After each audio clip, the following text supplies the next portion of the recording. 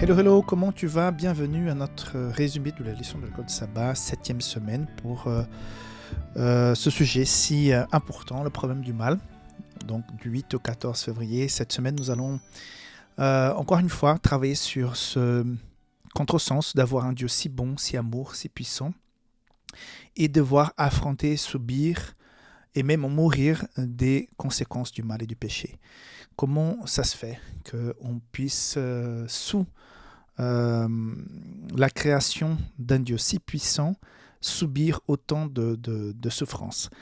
On verra dans cette semaine que même Jésus a passé par ce que nous passons, c'est-à-dire cette incompréhension, parfois, qui nous accable concernant cette incohérence, entre guillemets, que je viens de mentionner. Okay?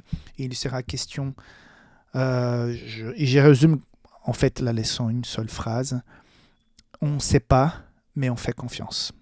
Donc c'est l'objectif de la leçon cette semaine. Bon, ça va être beaucoup mieux expliqué avec des parallélismes et des exemples assez intéressants. Donc il sera aussi question de libre arbitre. Le théisme sceptique que j'ai découvert cette semaine, c'est assez intéressant. Voilà. Donc une leçon assez intéressante. Je pense qu'il est toujours très très bon d'aborder ce sujet en église, en école de sabbat, parce que souvent, régulièrement, nous, on est confrontés avec cette injustice qu'est le péché, et ça fait mal. Et quand ça fait mal, on pense toujours: mais Dieu, pourquoi ça m'arrive? Pourquoi as-tu permis que cela m'arrive? Pourquoi as-tu permis que cela arrive à un tel que j'aime tant? Donc voilà, une leçon assez intéressante. Avant d'aborder le sabbat après-midi, je voudrais t'inviter, comme d'habitude, à faire partie de notre communauté. Donc on en a plusieurs communautés, mais notamment celle sur WhatsApp, Ça fait l'Esprit français. Donc tu peux rejoindre la communauté en cliquant sur le lien qui est dans la description de la vidéo. Que ce soit sur ton ordinateur, sur ton téléphone portable, tu ouvres la description de la vidéo et tu vas trouver plusieurs liens, dont un pour rejoindre la communauté sur WhatsApp. Mais si tu nous regardes sur YouTube, tu peux s'abonner donc à notre chaîne. Je t'invite donc à le faire pour que tu puisses recevoir les notifications. Donc il faut appuyer sur la cloche, partager le contenu si tu apprécies les abordages. Donc à savoir qu'il y a une vidéo qui résume toute la leçon. Et après, il y a 7 petites vidéos qui présentent le résumé. C'est le même contenu, mais juste divisé en 7, qui présentent le résumé de chaque jour de la semaine. Okay? Je t'invite aussi à visiter publicationadventiste.com. C'est notre site Safelis pour partager les contenus en français. Donc, je voudrais, puisque c'est encore le mois de janvier, je voudrais vous présenter un nouveau produit. Donc, c'est l'agenda de la femme. Voilà. Voilà. Donc, elle a un format rectangulaire, très belle. Donc, tu peux voir ici quelques pages. Donc, on peut chaque mois y mettre des penses-bêtes, des résumés, des choses à faire chaque jour. Il y a des petits messages spirituels. Donc, je t'invite à visiter le site. Tu vas sur publicationadventiste.com, tu mets agenda, et tout de suite, ça va sortir l'agenda de la femme 2025. OK? Donc, sans tarder, passons à la leçon de ce sabbat après-midi. Le problème du mal. Le problème du mal, le verset à mémoriser cette semaine, c'est Apocalypse 21, verset 4. Très beau, c'est un désir de chacun d'entre nous. Dieu essuiera toute larme de leurs yeux. La mort ne sera plus. Il n'y aura plus ni deuil, ni cri, ni douleur, car les premières choses ont disparu. Donc ce jour-là, c'est un jour de grande joie, puisque ce jour-là, tout ce qui nous afflige, nous fait souffrir, nous fait pleurer, nous fait craindre le pire, la mort qui accable tout à chacun, ce jour-là, comme ce verset le décrit, ça sera la fin. Donc c'est le jour où la justice de Dieu sera appliquée. C'est-à-dire, on va effacer le mal. La justice de Dieu, ça veut dire effacer le mal et tout ce qui est connecté au mal. Que ce soit des choses qui sont sur la terre, matérielles, que ce soit les personnes qui ont décidé de vivre accrochées au péché. Toute chose connectée au péché va disparaître ce jour-là.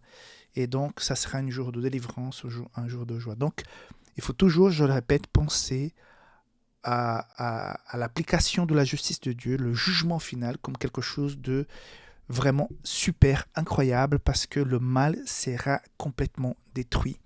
Et si j'ai mis ma vie entre les mains de Dieu, qu'est-ce que j'ai à craindre? Mais rien du tout, j'attends que ce jour arrive.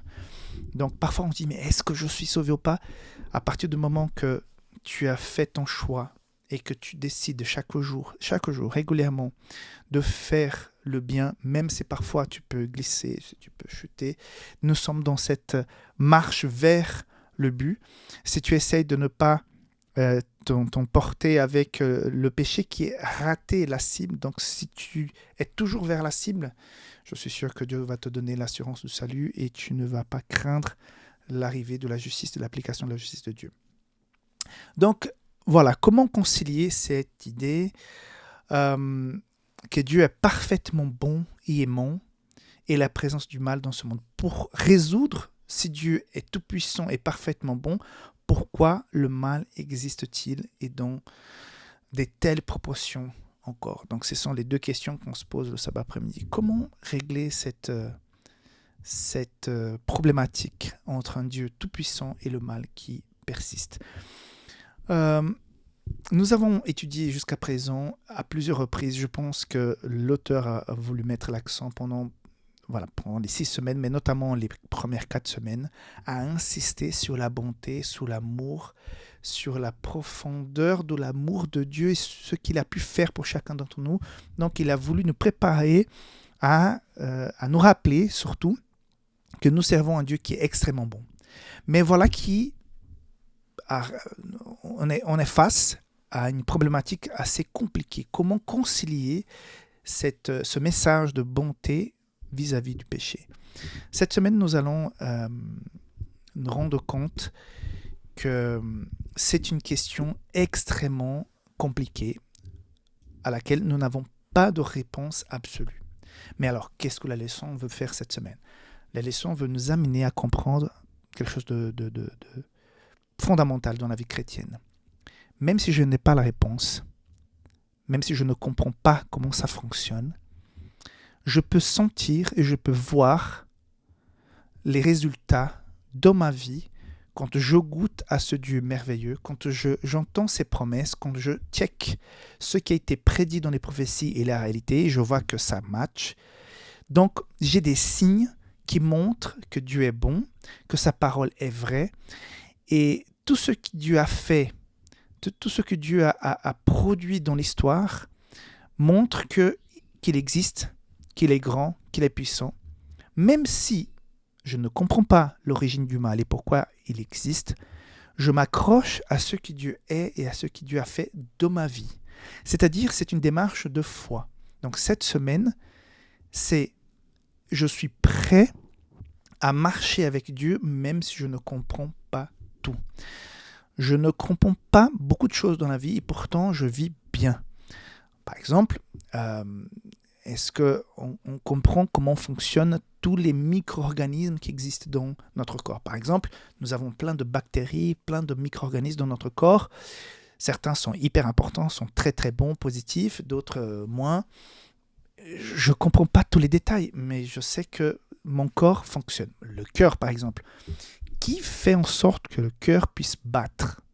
Qui a fait en sorte que mon cœur a commencé à battre dans le ventre de ma mère et qui bat jusqu'aujourd'hui, qui ne s'arrête pas? Je ne gère pas le cœur. Oui, je peux m'entraîner, je peux faire du sport pour améliorer la qualité de l'hygiène de vie pour que le cœur puisse continuer à battre correctement, mais cette force qui fait battre le cœur, d'où elle vient?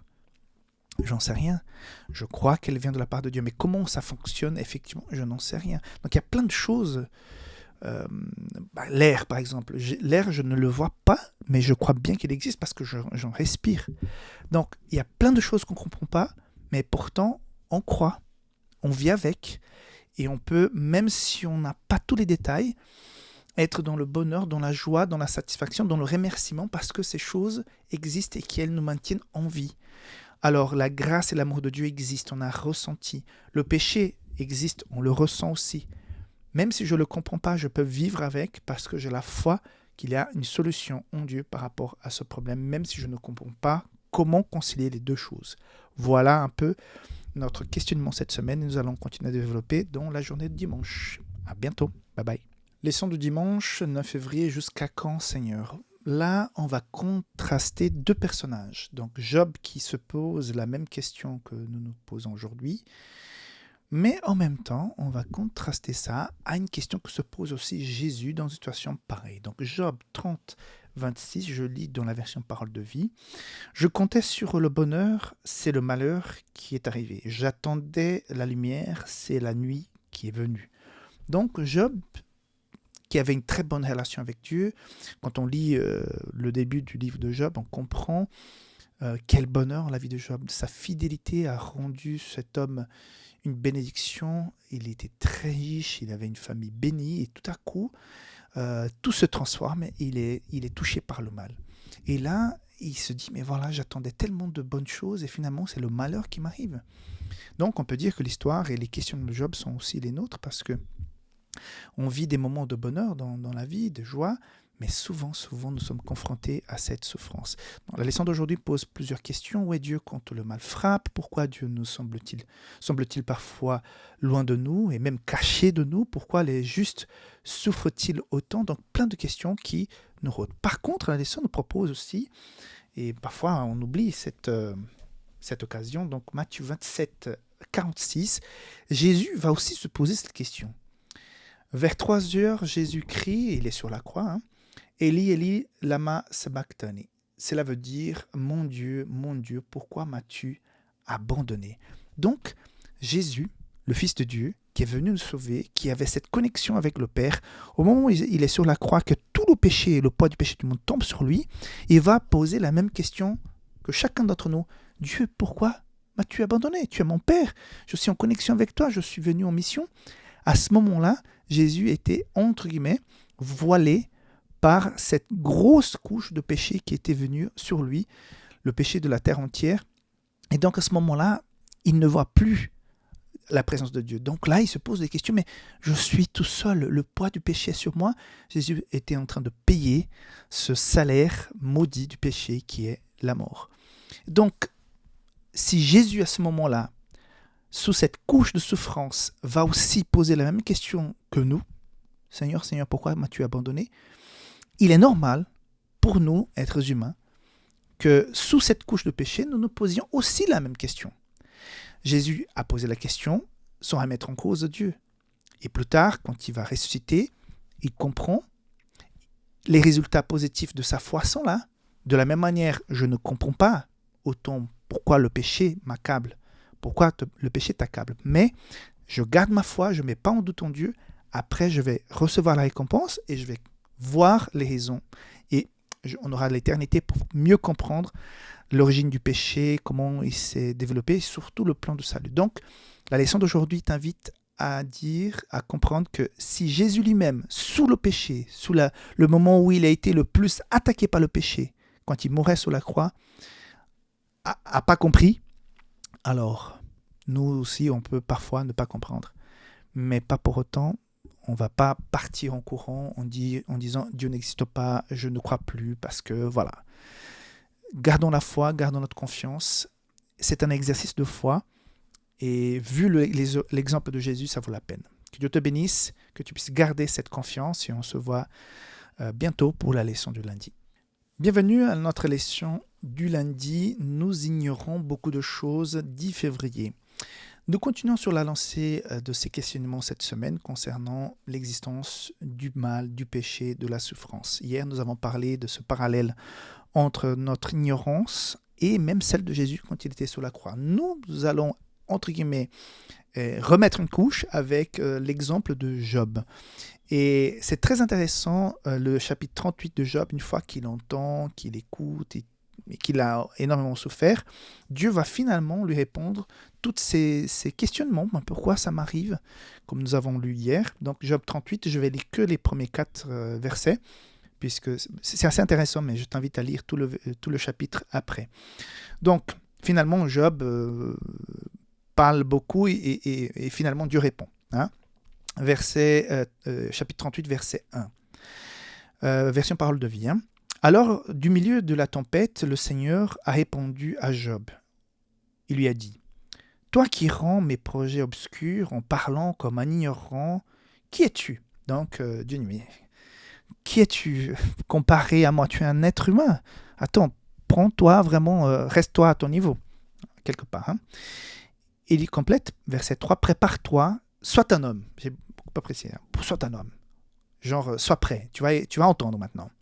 Je vais te poser des questions et tu me donneras des explications. Et là, la 4e question, elle va quelque part se répéter tout au long de ce chapitre. Donc, on va lire que la première. Où étais-tu quand je plaçais la terre sur les fondations? Si tu sais la vérité, renseigne-moi. Dieu est en train de dire, mais attends, Job, tu es en train de parler, de pleurer et tout. Mais où est-ce que tu étais quand je mettais les bases de la fondation de cet univers, de ce monde? Tu étais qui? Tu n'étais rien, tu étais poussière. Et maintenant tu me poses toutes ces questions, je vais te répondre. Sois un homme pour l'écouter. Tu n'es rien. Tu es une créature toute petite. Mais je vais quand même essayer de te répondre. Donc, à quelque part, Dieu est en train de dire à Job, Job, tu ne comprends pas les choses parce que tu n'as pas encore la capacité de comprendre. Tu es tout petit dans cet univers, dans cette situation. Donc, nous, êtres humains, on a cette tendance à l'orgueil, à l'autosuffisance. Et on se dit, mais si je ne comprends pas, c'est parce que Dieu n'existe pas. Si je ne comprends pas, c'est que, en fait, ça n'a pas de valeur. Mais non, Dieu est en train de dire à Job,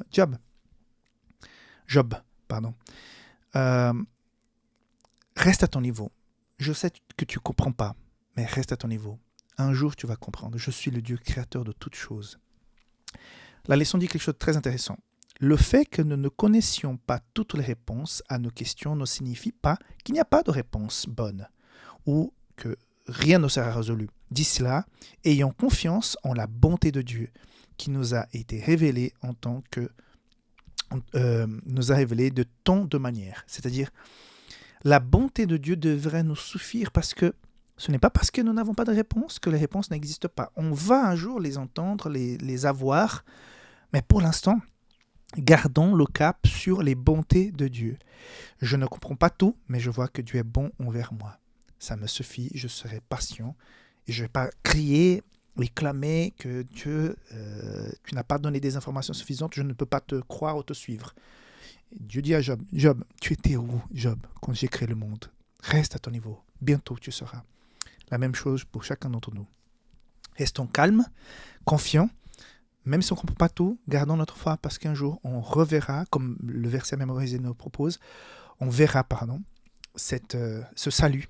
Et à ce jour-là, on va voir la justice de Dieu s'appliquer et on comprendra que le jeu en vaut la chandelle, donc on va y arriver bientôt.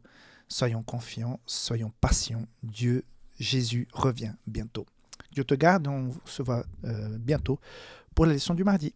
Leçon du mardi, le théisme sceptique, c'est le titre. Donc il y a cette notion assez intéressante de théisme sceptique. Je vais lire littéralement ce qui est écrit dans la leçon. Le théisme sceptique est quelqu'un qui croit que Dieu a des bonnes raisons d'agir comme il le fait, mais étant donné notre connaissance limitée, on ne doit pas s'attendre à pouvoir connaître ces raisons. Le théisme sceptique doute de la capacité humaine, pas de Dieu, à comprendre pleinement les raisons de Dieu au sujet du mal dans ce monde. À quelque part, on est un peu là-dedans, le théisme sceptique, c'est-à-dire je crois en Dieu, mais je suis sceptique à la capacité de l'être humain à comprendre Dieu et ce qu'il fait. D'ailleurs, le verset d'aujourd'hui, Ésaïe 55, 8, 9, dit « Car mes pensées ne sont pas vos pensées, vos voix ne sont pas mes voix. » Déclaration du Seigneur. Autant le ciel est élevé au-dessus de la terre, autant mes voix sont élevées au-dessus de vos voix et mes pensées au-dessus de vos pensées. C'est un peu ce que nous avons aussi parlé hier, avant-hier. La leçon cette semaine nous explique que nous sommes ici en bas, mais que Dieu est très là-haut. Donc, Dieu est proche de nous pour le salut, pour la relation, mais au niveau de connaissance, on est extrêmement limité.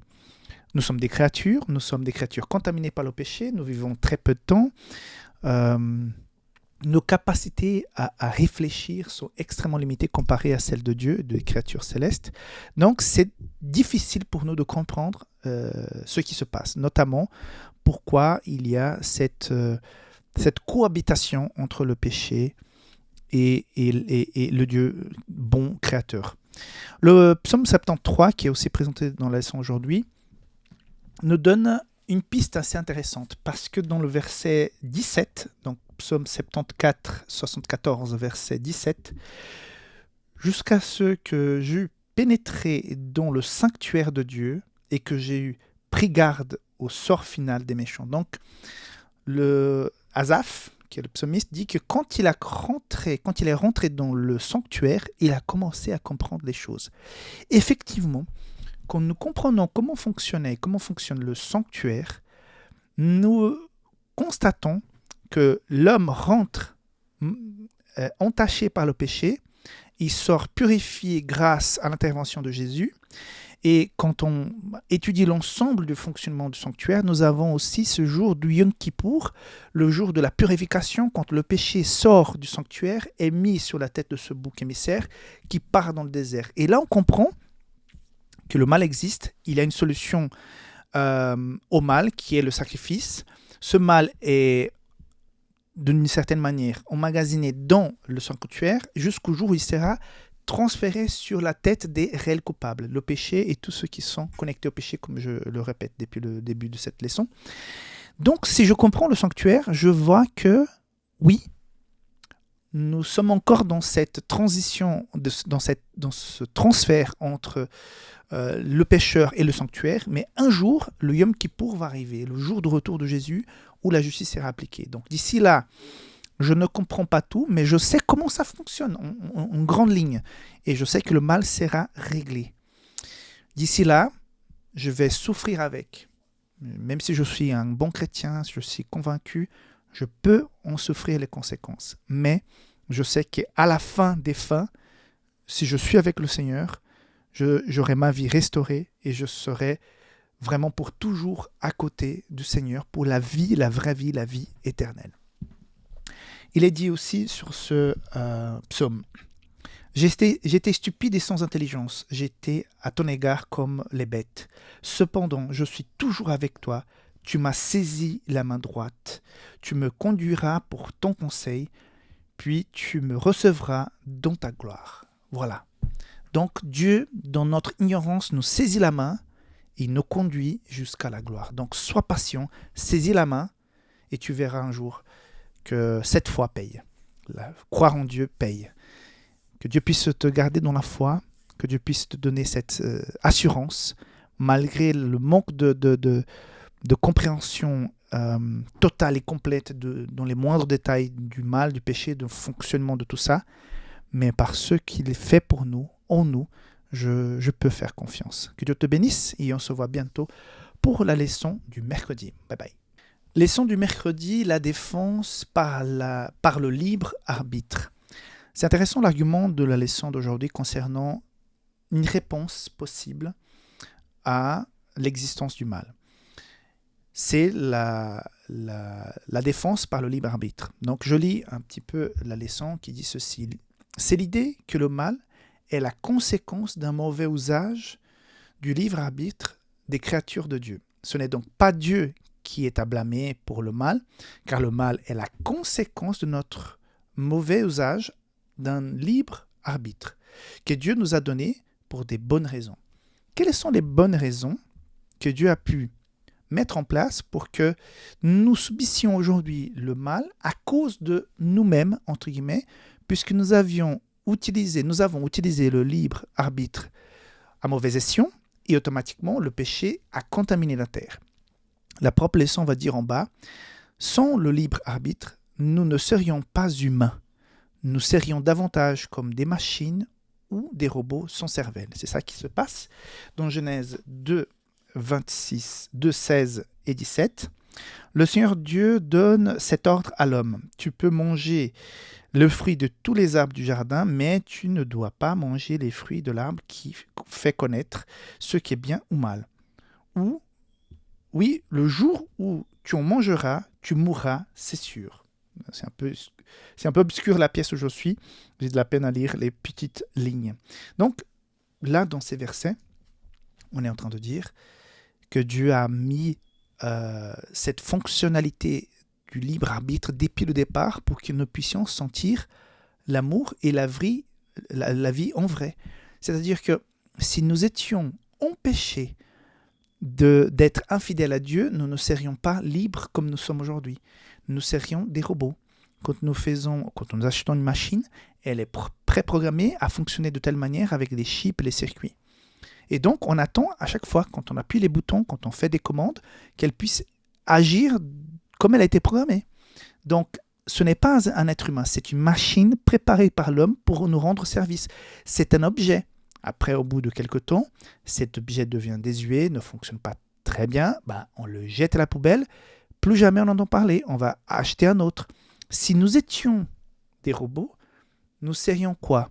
Des objets aussi à jeter? Puisque nous n'aurions pas de conscience, en fait. On serait robotiquement en train de faire confiance à Dieu. Quelle valeur, quel sentiment nous aurions? Je ne sais pas. Mais nous ne serions pas aujourd'hui avec cette possibilité de comprendre l'amour de Dieu, de voir son sacrifice, de se dire, voilà en qui je crois. Il n'y aurait pas, je pense que nous passerons l'éternité à étudier le sacrifice et l'amour de Dieu. Donc nous n'aurions ce sens d'adoration, de valeur de la vie, de l'existence pour l'éternité, si nous n'avions pas connu cette liberté de choisir. Cette liberté qui était même appliquée dans le ciel. C'est pour ça que le péché ne commence pas sur la terre, il commence chez le cœur de Lucifer. Donc, si nous sommes là aujourd'hui, c'est quelque part, et je rejoins ce que dit l'auteur, c'est à cause du libre arbitre. Mais heureusement qu'il est là, parce qu'autrement, nous serions donc des robots. Voilà. La seule chose qui rend possible l'amour, la bonté ou la joie, c'est le libre arbitre. Donc, avec ces mots, je clore la leçon d'aujourd'hui parce que si nous n'avions pas cette liberté, nous n'aurions pas connu l'amour. Et ça, c'est la meilleure chose qui puisse exister. Donc, je te vois demain pour la leçon du jeudi. Bye bye. Leçon de jeudi, l'amour et le mal, 13 février. Donc, nous revenons un petit peu sur le sujet abordé dans la leçon d'hier concernant le libre arbitre. Parce qu'on peut quand même se poser la question, mais c'est un peu bête d'avoir laissé cette liberté, parce que cette liberté a fait en sorte que le mal rentre dans le monde. Par contre, sans cette liberté, nous aurions un deuxième problème, plus grave encore, c'est que le mal n'aurait pas pu rentrer, mais l'amour non plus. Parce que c'est grâce à cette liberté que nous pouvons véritablement choisir d'aimer Dieu. Exclure la possibilité du libre arbitre exclurait aussi l'amour. Et le détruire prématurément nuirait à la confiance nécessaire à l'amour. Donc, nous n'aurions pas confiance en Dieu, nous n'aurions pas connu l'amour de Dieu s'il n'y avait pas eu le libre arbitre. C'est vrai que celui-là, par conséquent, nous a apporté le mal, mais sans lui, nous n'aurions pas connu l'amour de Dieu. D'ailleurs, en fin de leçon, il est dit que l'amour et la liberté sont tellement inhérents à l'amour de Dieu, qui sont vraiment sacrés, si fondamentaux, que plutôt que nous en priver, Jésus savait qu'il devrait aller à la croix où il souffrirait beaucoup. Pourquoi? Pour nous garantir le salut, ce salut qui passe par l'amour. Donc, Dieu ne peut pas accepter une adoration robotique. Dieu souhaite que nous puissions l'aimer de plein gré, avec liberté. Ça, c'est le vrai amour. Et c'est dans cet objectif que nous avons été créés. Donc, il y a un point intéressant dans la leçon d'aujourd'hui. C'est la comparaison que Paul fait dans Romains 8, qui nous inspire à garder notre calme et supporter l'ignorance et les souffrances de cette vie ici-bas concernant le mal. Il est dit ceci, 8, 18. Comparons la souffrance d'aujourd'hui avec la gloire que Dieu nous montrera clairement plus tard. À mon avis, elles sont peu de choses. Oui, le monde créé par Dieu attend avec impatience le moment où Dieu montrera la gloire de ses enfants. Donc, il y a deux mondes qui sont mentionnés. Le premier se réfère à nous, l'autre se réfère à un monde plus général. Donc, comparons. Comparons les promesses que nous avons avec la réalité. Le jour où nous serons dans la promesse dans ce que Dieu nous a promis, nous allons constater que tout ce que nous avons su faire ici, c'était peu. C'était peu comparé à la gloire qui nous était réservée. Donc, ça peut paraître compliqué aujourd'hui, mais le jour où on sera sauvé aux côtés du Christ, on va se dire, mince alors, j'ai en fait peu souffert par rapport à tout ce que je reçois de sa part. J'ai peu apporté pour mériter autant de choses. Donc c'est incroyable, Seigneur. Merci beaucoup. Voilà la promesse de Dieu pour toi aujourd'hui. Et on se voit demain pour clore la leçon de cette semaine. Leçon du vendredi pour aller plus loin dans 14 février. Aujourd'hui, l'auteur de la leçon nous propose une réflexion sur le fait que Dieu aurait pu, pour éviter toute cette situation, éliminer Lucifer, l'effacer, le faire en sorte qu'il disparaisse de la circulation. Or, ça a l'air d'être une très bonne solution, puisqu'il ne serait pas là pour tenter Adam et Ève, il ne serait pas là pour contaminer toute la terre avec son plan machiavélique, ni le ciel, parce qu'un tiers des anges ont suivi Satan. Mais cela aurait pu être plus compliqué, puisque, imagine-toi que Lucifer disparaît de la circulation. Et j'imagine que cela aurait posé des questions. Imagine un endroit où il n'y a que l'amour. Les gens, les êtres, ne connaissent pas le péché, ne connaissent pas le mal. Et tout à coup, un être très important, puisqu'on va le remarquer rapidement qu'il n'est plus là, disparaît. Oui, les êtres continueraient à servir Dieu, mais avec une certaine crainte. Qu'est-ce qu'il a fait pour se faire éliminer? Est-ce que je serai un jour éliminé? Donc, il y aurait cette crainte. Et j'imagine, mais là, c'est la philosophie à 2 balles de Rickson, j'imagine qu'on n'aurait pas eu un Lucifer, on aurait eu peut-être 50 plus tard. Parce que ça aurait sémé dans les cœurs. Parce que, encore une fois, dans le ciel, il existait le libre arbitre. Donc, au lieu d'avoir cette sémence du doute, du péché qui est rentrée dans le cœur de Lucifer, cette même sémence aurait pu rentrer dans le cœur de 50 autres. Et au lieu d'avoir une seule rébellion, on aurait eu plusieurs rébellions. Et la chose aurait pu dégringoler dans tout l'univers. Je ne sais pas ce que ça vaut, cette réflexion, mais c'est une manière à laquelle je pense que les choses auraient pu se détériorer. Non ? Ici, Ellen White fait dans une citation un commentaire assez intéressant. La révolte de Satan devait servir de leçon à l'univers durant tous les âges futurs et constituer un témoignage perpétuel contre la nature du péché et de ses effroyables résultats. Dieu a voulu que les effets de la politique de Satan sur les hommes et les anges démontrent à quoi aboutit le rejet de son autorité. Donc, voilà, il était nécessaire qu'on puisse vivre cette expérience aussi malheureuse qu'elle est, pour que plus jamais,